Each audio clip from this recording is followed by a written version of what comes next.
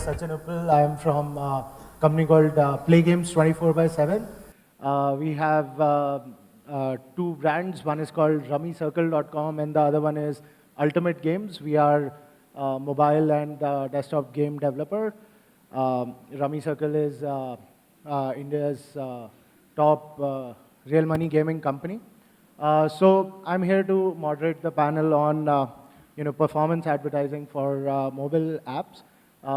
What we'll do is we'll quickly run through an introduction for each of the panelists over here and what they do, and then we'll get into the specific trends that we are seeing and how you guys can use those trends and see if you are already on track. All right, so here's handing it over to Han. Hello everyone, good morning. And my name is Handsun. I come from Yamobi. Yamobi is a public listed company, and we are one of the biggest performance-based mobile marketing company in the world. And our company is a data-driven company, and we help the web developers to have their global reach, and also to help them to acquire the active users, and then we help them to monetize their inventory. And at this moment, we have been built an ecosystem for the mobile marketing, and we have a special early age fund here for India, and we help a lot of Indian startups to open their dream and for the mobile business. And here, just like in this event, we host a lot of our old customers and friends here, and we are very happy to attend this event. Thank you. Hey, hi, I'm Stephen. I'm part of Adatha. Adatha is a mobile advertisement network, and we mostly deal with instant installs. Like we focus on CPI campaigns, and also we have a product called Adatha Pro. It's a real-time bidder that we focus on CPC and CPM. Yeah, that's it. Hi, I'm Akila. I represent Madhouse. Madhouse is the largest mobile marketing agency in India, and I work with several brands and advertisers on the performance side of business for Madhouse. My name is Greeshma. I work with an ad network called Eelfield. It's a Hong Kong-based ad network. I handle the demand side here. So that's about it. Hi, I'm Himanshu. I work with InMobi, ad network which offers a full stack solution to all the advertisers. We have the highest reach of 1.5 billion users globally. InMobi is into branding, app download, app discovery, product discovery, remarketing, the full stack solution plus monetization. Thank you. So as you can see, we have a set of panelists who represent both sides of the mobile marketing ecosystem, where I'm from the side where we, from the advertiser perspective, where we are acquiring new customers on mobile, and from the provider perspective, where people who are providing mobile acquisition solutions, and then from the agency side, where they are helping in buying various kinds of mobile media. So how we are going to go about this is we are going to first pick the most picky topic, that is what metrics do really matter when you are running mobile acquisition or retention campaigns. I've heard a lot of people talking about CPI, CPS, and so on and so forth. And I also heard people talk about LTV, people talk about retention, and so on and so forth. I also heard that people were talking about how it's important to focus on not just CPI, but also look at how the subsequent performances and so on and so forth.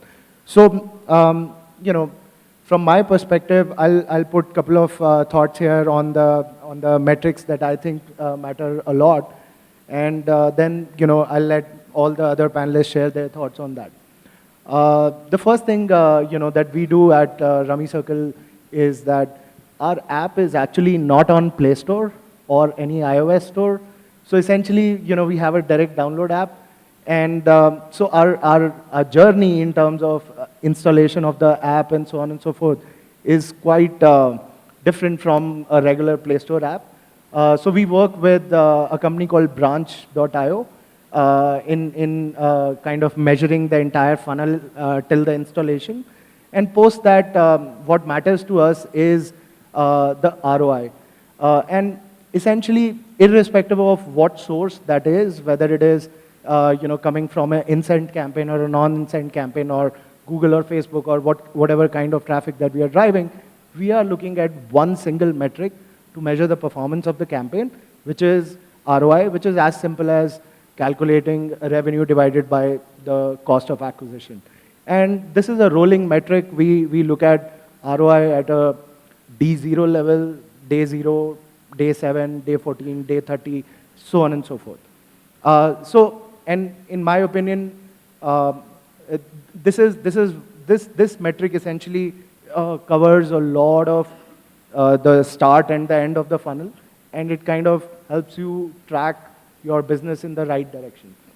I'll let others now talk about what trends are they seeing in the in the advertising ecospace for the mobile advertising and performance side.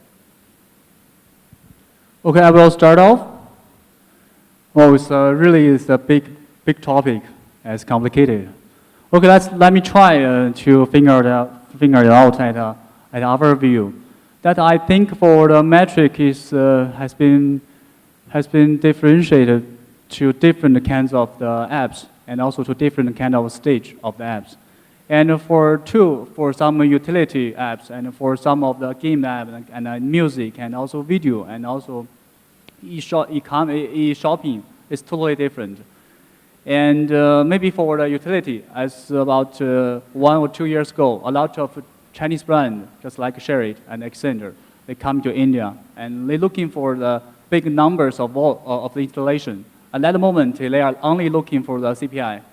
And they are not looking for any KPI like the retention or the user engagement. But for currently, there are more on the O2O apps and also for the e-commerce apps and vertical e-commerce apps has coming out. So they are looking not only for the CPI, but also looking for retention. And also for the first sign up and also for the first order, just like the Ola and the Uber. And this is differentiated by the different kinds of apps and also by the age, by the stage. For some of the apps, they are just opening the campaigns, and so they want to make the burst. They want to top of the list of the Google Play. So they need to just draw a lot of the installation, and they don't pay attention to the KPI performance. But after that period, they are looking for more quality things. So they are looking for KPI like retention and the first order, and also looking for the revenues. So they are doing for not only for CPI, but also for the CPIs. So that is the way we are helping the customers. Because for Yamobi, we have special team, we understand each of our customers, their user behavior and their user profile. So after we understand what they are doing and what their customer doing, then we design solutions to help them to make the things happen. Yeah, that is our way. So I will deliver my talk to you. Did a massive research on user behavior. So we tested around like 500 applications in over a period of 6 months, and we figured it out like calculating a day 1 user to day 7 user. So first day, let's assume like 100 people are downloading the application and they are coming in. At the end of day 7, it drops to 20. So here the retention rate is 20%. So we advertisers can make people to download your application. It's all about product, the user interface, everything. So I guess like that plays a vital role. But this year, when we compare to last year, this metrics KPI is huge. So I guess like 4 months back, one super inquiry came to my boss. What happened? You need to focus. He has an application. It's in medical category. So you need to focus people above the age of 60, those who have diabetics, and hospitalized twice. How can we target? Yeah. So see, these are like this year industry is flooded with KPIs. But advertisers also should understand what is achievable, what is not. Yeah, so it's a very interesting point that Stephen is making, right? Essentially, what we need to understand here is this. There is a difference between segmentation and there is a difference between, you know, success metrics for your campaigns, right? A success metric is, you know, like we are talking about whatever, like CPI or ROI or whatever success metric that we are defining. If it's a brand campaign, then you know it has a different success metric. But then segmentation is a little different, where you're saying, I want to segment my customers. I want these targeting parameters so that I can reach the most relevant audience for my campaign.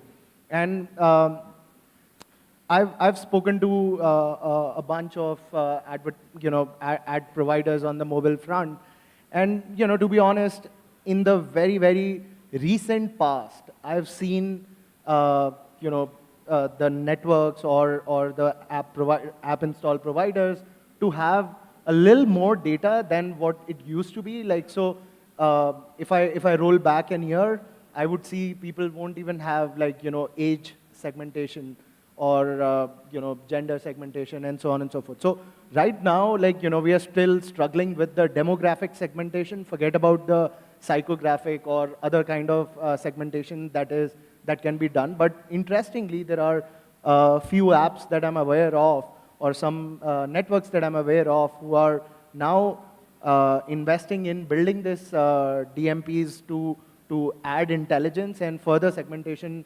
on the mobile audiences. I hope, you know, there is some difference, and we recognize that difference. Since competition is huge, see, everybody wanna attain top 10 ranking, but daily 3,500 plus application getting released. That's a problem. Yeah, and I sort of agree with Stephen, and I'm just going to add on to what you sort of mentioned, Sachin, that I think in the last 6 months to a year, I think we've experimented a lot and been very, very creative with the kind of metrics we want to measure, right? I think every advertiser we spoke to, or everybody in the industry, came up with a new term of what they were trying to measure as a performance metric. What I think as a trend going forward is going to be that ultimately metrics are just outputs.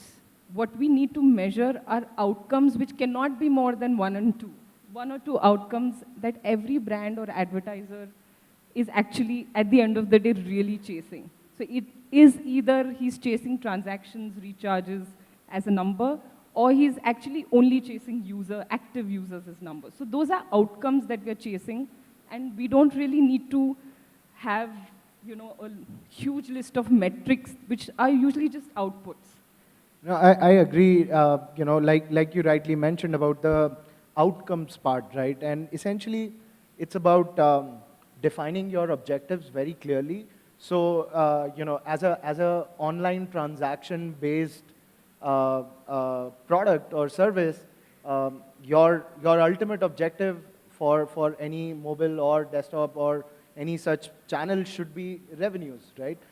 Similarly, if you are a channel, a product or service which is into, let's say, for example, banking, or maybe some other kind of service which is not essentially doing transactions online, then you are essentially saying that I want stickiness with my brand, and mobile is helping me in gathering that stickiness and making sure that, you know, my customers are engaged with me and they are constantly doing. But at the end of it, it still boils down to one or two outputs, like she rightly said, that, you know, what is that one thing that you want to achieve with your mobile strategy? As Akila put it, and so did Stephen, I certainly agree, because on a day-to-day basis, we come across a lot of clients, be it the ad networks or be it your direct clients, the brands that you work with. Primarily, I think all of us are chasing the metric. Why is the metric in place? To ideally optimize, to ideally deliver quality. But basically, it all boils down to where it all started. You know, give quality installs. Today, I think each one of us in the ad network space, we're complaining about one issue, saying a lot of fraud, a lot of rebrokering. Because why did that happen? We are the ones who ideally, I think, somewhere are responsible for it because we're chasing the metrics here. Somebody says, give me segmentation. Somebody says, give me KPIs, give me everything.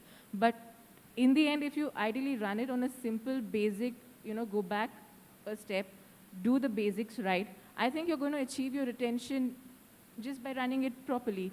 In fact, I think if we go by the sessions that we've been seeing, the previous session where Samuel from AppDrive addressed, he said it was frustration ideally that led him to come up with a platform like that, where he said, I am tired chasing people. This is the solution. Makes a lot of sense. He's giving the deliveries. Everybody's getting it. I think end of the day, if the brand gets quality users, even if it is through incent module, but if you have quality users, your retention is achieved, no fraud, no rebrokering, everybody is happy, you have your revenues. Sure, sure. Greeshma, see, even if user likes the product, he gonna keep it. No matter what the model is, if user likes the product, he gonna keep in his mobile application. We are in a country like India, smartphone penetration is very less. So you can see like average 30 apps they can keep in the mobile application. So advertiser should think while developing whether their app should be in those 30. It's all about that. So that's what I said. The advertiser needs to know better way to go. We, in the process of chasing the revenue, we shouldn't misguide ourselves and Sure. them. What's Himanshu's point? So I would say, and again, adding to the points what's already been covered, it depends on the nature of the app. So it could be, if I have to bucket into what metrics should really someone see, it depends from the goal what you want to chase for. Apart from that, usage and retention can be a two model. For example, an app can have a high usage, say chat app or email apps, and retention again depends on how the quality and what are the offerings. At the same time, as Stephen mentioned about a medical app, now think about this. Medical will not have a high usage, but retention can be high because people will keep that app for the emergencies. So, and the e-commerce app will be in between both. That they can be used when the sale is on in India, that people want to download the app, get the app-only offers and stuff. Whereas when we look into the high retention model, there's one thing which also comes out is very evidently that the quality of the app, how good it is, how easily it can be used, how multiple times it can be used, and what kind of a problem it is solving. Sure.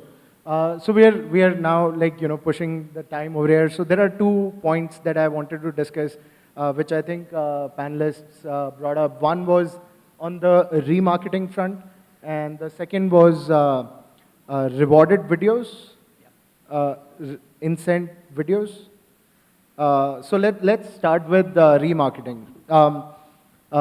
So interestingly, what I'm hearing is that people running campaigns are accumulating large user bases and not remarketing for a very long time, and then one fine day they wake up and say, all right, let's remarket to the older database, which in my opinion is a little, break in the strategy. It's not that people are going to stay engaged with you and one fine day they'll act on your remarketing campaign. Remarketing has to be part of your ongoing acquisition strategy, and I'll let other panelists share on how they are seeing other advertisers use their remarketing campaigns. Okay, that's a very good topic because just in these days, we are, Yamobi are launching a new product that DPA Plus is for retargeting and remarketing. And it is a product that is being made in-house because previously we have our in-house team for media buying. We have a lot of Chinese cross-border e-commerce companies. Most of the top 10 cross-border e-commerce companies in China, we are doing the remarketing for them by our team. Now they are opening the doors for all the customers around the world. So that's a new product, and that's very strong and powerful products can help a lot of e-commerce, self-hosted e-commerce clients to use it. And I'm more than glad to introduce more details with you guys after the event because time is limited now. From my experience, I've seen both extreme customers. Some may opt for remarketing, retargeting. Some may not. So here the tricky point is the frequency of remarketing. The customer should not get frustration. That's a key point. So how we handle it, if we handle it in a smoother way, it's gonna be, the loyalty of the user gonna be amazing.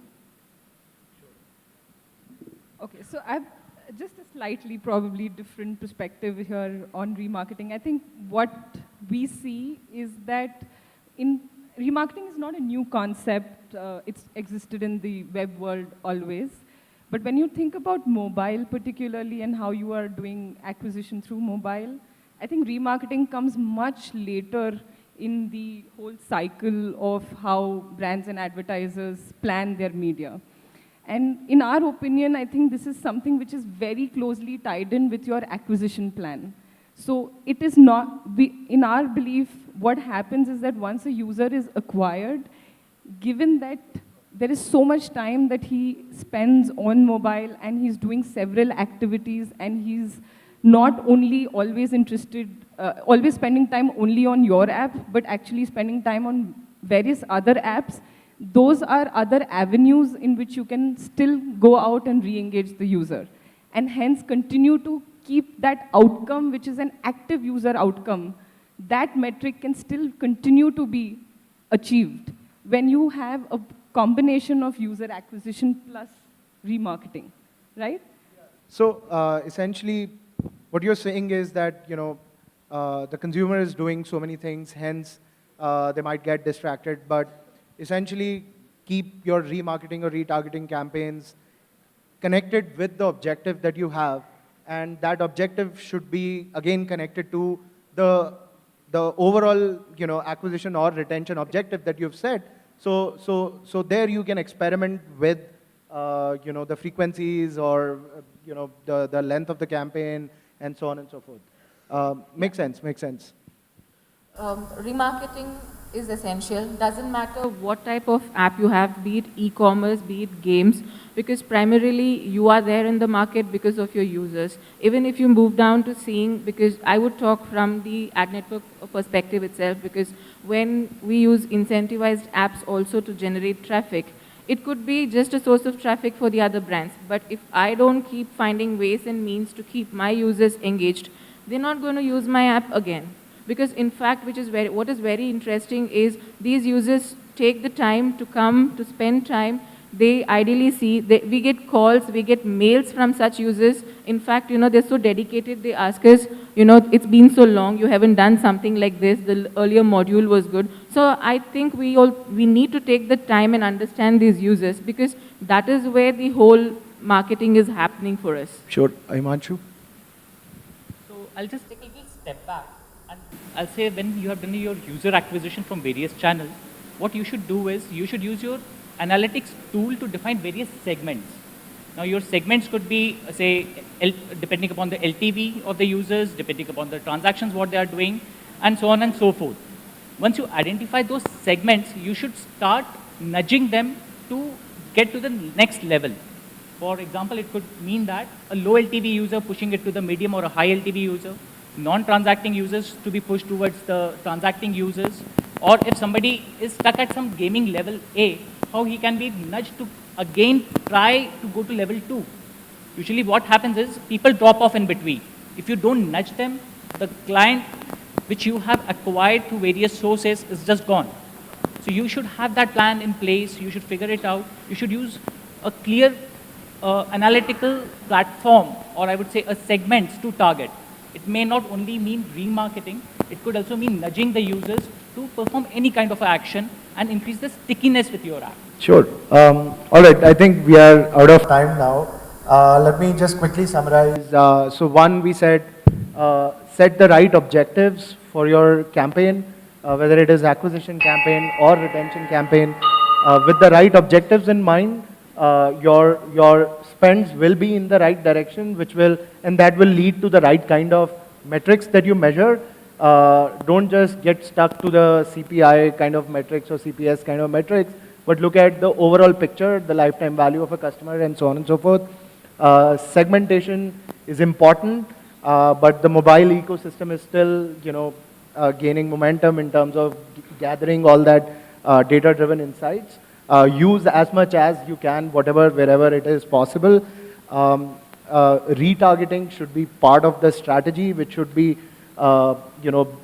which should be connected to your objectives and subsequently with revenue. Segment your customers for various kinds of remarketing and retargeted campaign. All right, thanks a lot, panelists, for your time and sharing all these insights. All right, we can open it up for questions if there are any. Karunakaran from Nitra Edge Solutions. I have a one. This is not a question from suggestion from your side because I am beginner of this industry. Which one is best way to promote our apps, like advertisers, social media, then printed media? Which one is best way to promote our apps, low cost and effective way? To reconfirm it, that which is the best channel to promote your application, you are asking, am I right? Whether it's all depends on your budget. So, see, like, it's up to you to invest. So, I would recommend try in various channels with a limited budget and figure it out which works for you and stick to that model. That will get you a result. Okay, anybody who asked this question, right, which is the best channel to promote the app or acquire new customers and so on and so forth, right? There is no single answer for this question, right? One straightforward approach that I can suggest is this. You pick one channel which you think has the most amount of segmentation available to you and target your customers through that channel, experiment with that channel. If you see that that channel is delivering the kind of results that you were looking for in terms of revenue or retention, whatever metric that you are measuring, then that is the channel that you should continue to scale. Once you figure out that, okay, I can't scale any further on this channel, this doesn't have more inventory, I need to go to another channel, is when you go to another channel. In my opinion, whatever I've seen through various campaigns that I've run till now, the more data that you will have, the more segmentation parameters that you will have, the more intelligent campaigns that you will be able to run, the more you will be able to learn about your customers, and hence, the more you will be able to scale those channels. And this should not be taken as that a channel will work for you. It is like both the parties needs to work. You should go back to channel telling that what really needs to be done, how it should be done, and even understand from them what is really possible and set your expectations accordingly. The midway will be the best way, I would say. Important to know what life stage of the product you are at. If you know who are the users you're chasing, you will be able to define the channel better. But if you actually don't know who's the user you're going to be able to attract, then you probably have to try out a little everywhere, get that user intelligence, and then go after channels which will help you scale on the user base you have identified. And also, let me to close your question is helping the web developers, and we ought to for you just to do the best for your product, and Yamobi take care of the rest of the things. So if you want to find which channel is the best, just find Yamobi. Here, you can say it. All right, so yeah, we'll be available over here. You guys can catch us and ask all your subsequent questions. Thank you.